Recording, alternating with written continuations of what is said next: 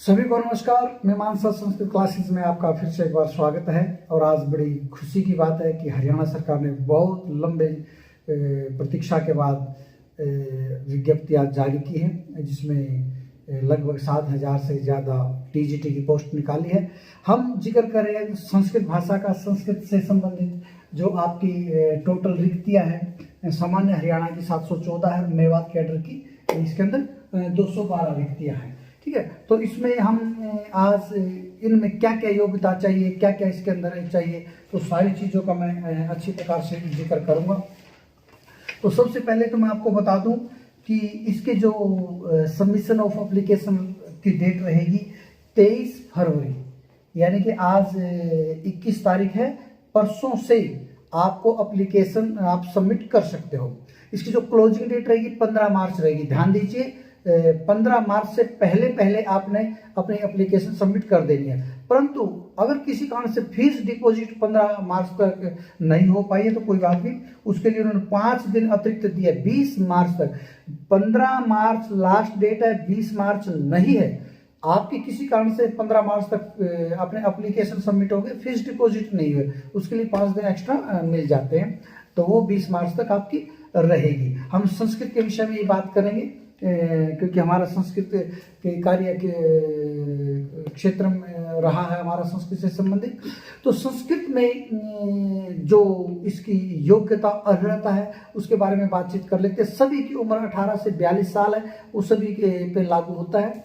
संस्कृत भाषा में जब आप टीजीटी पोस्ट के लिए अप्लाई करने जाओगे तो आपको बीए, यदि आप हैं बीए, ध्यान दीजिएगा, बीए और शास्त्री में थोड़ा फर्क है, मैं आपको बता देता हूँ। एलिजिबल सब है। बीए में आपको संस्कृत सब्जेक्ट में 50% अंक चाहिए। बीए में यदि कम है चलेंगे, उसका कोई जिक्र, बीए के मार्क्स का जिक्र नहीं है। बीए में जो आपने संस्कृत इलेक्टिव या ऑनर्स जो भी लिए उसमें 50% या उससे ऊपर अंक आपको चाहिए होते हैं। पर शास्त्री की डिग्री में, यानी कि शास्त्री जो की है उसमें आपको 50% अंक चाहिए। दोनों में फर्क है। अगर शास्त्री में आपके 50% से कम है तो आप एलिजिबल नहीं हैं। बीए में आपके 50% से कम है, परंतु संस्कृत में चाहे वो इलेक्टिव है चाहे ऑनर्स से 50% है तो आप एलिजिबल है। 10वीं में हिंदी और संस्कृत आपको कोई एक विषय के रूप में पढ़ा होना चाहिए।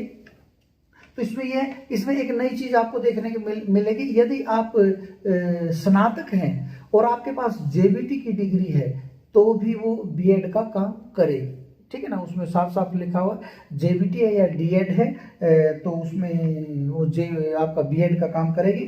शास्त्री, शिक्षा Shastri, original training OT Haryana में जो हुआ करती थी, ये सब के सब आपके मान्य है।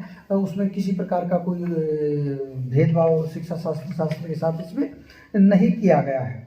ठीक है जी। और इसमें कोई इस तरह की विशेष बात नहीं है। और ये अपना 1 महीने के लगभग तो अपना प्रोसेस में चलेगा।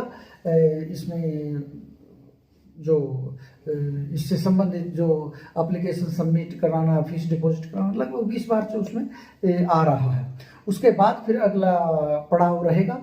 इसका सिलेबस इन्होंने अभी नहीं दिया है। सिलेबस की बात करें तो सिलेबस में आप यदि मुख्य विषय आपका संस्कृत है, उसके बाद हिंदी है, इंग्लिश है, हरियाणा जीके है, रीजनिंग है, मैथ्स है, थोड़ा बहुत इसमें कंप्यूटर आ सकता है, कुछ डालेंगे तो साइंस आ सकती है। इससे ज़्यादा सब्जेक्ट इसके नहीं हो सकते। तो बड़ी खुशी की बात है कि मीमांसा संस्कृत क्लासेस इस फील्ड में बहुत दिनों से काम कर रहा है और आपके विश्वास पे हर बार खरा उतरा है। तो अब की बार भी हमने इसके लिए ठाना है कि इसके लिए सभी विद्यार्थियों को हम पूर्णतया मार्गदर्शन करेंगे। और हमें बताते हुए बड़ा गर्व हो रहा है कि हमारे मार्गदर्शन में डीएसएसबी टीजीटी में जो जिन्होंने ज्वाइन किया, लगभग 125 स्टूडेंट। अगर कहीं से 5 स्टूडेंट किसी से निकल जाए तो बड़े बड़े होर्डिंग लगाते हैं, बड़े बड़े शहर के अंदर पंपलेट छपते हैं। 5 स्टूडेंट्स हमने 125 स्टूडेंट दिल्ली गवर्नमेंट में दिए हैं हमारे मार्गदर्शन में। और पीजीटी के टॉपर हमारे स्टूडेंट्स रही है। केवीएस में लगभग 20 अभ्यर्थी। हमारे हरियाणा पीजीटी का जो अभी केस चल रहा है उसमें दोबारा से स्टे हो गया, तो उसमें भी लगभग 20 स्टूडेंट्स हमारे हैं। परंतु दुर्भाग्य है कि वो अभी तक ज्वाइन नहीं कराए। हरियाणा सरकार को इस बारे में संज्ञान लेना चाहिए, सोचना चाहिए, बहुत हो चुका हो, उनको ज्वाइन कराना चाहिए। तो ये आपके लिए कुछ जानकारियाँ हमारे पास थी जो मैंने आपके साथ साझा की। नमस्कार।